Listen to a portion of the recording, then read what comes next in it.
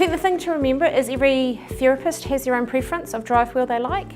Every client will have their own preference of drive wheel they like. There's nothing wrong with any of that, but it's important to understand the pros and cons around it all, so if it isn't working, if the preference isn't working, it's just a bit easier to problem solve, I suppose. So the general rule is that mid-wheel drive is cognitively easier to use, it's more intuitive.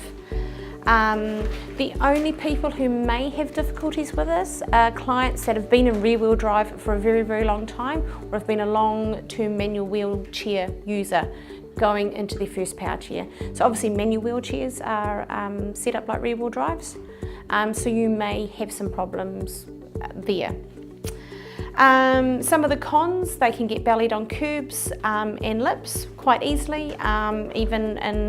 We've got a couple of buildings in Wellington, the lip to get in and out of the lift can, the mid-wheel drive chairs can get caught on that. If they can fishtail at speed, it's a harder work for the client to keep it in a straight line driving at speed. And they generally have small casters, so for getting over things, uneven terrain. Some of the pros are that the drive wheels always maintain contact with the ground. So this is especially going over bumps. So the rear wheel drive will keep its wheels always maintaining contact. At speed, it's easier to keep in a straight line than mid-wheel drive. You do have the ability to increase the casters.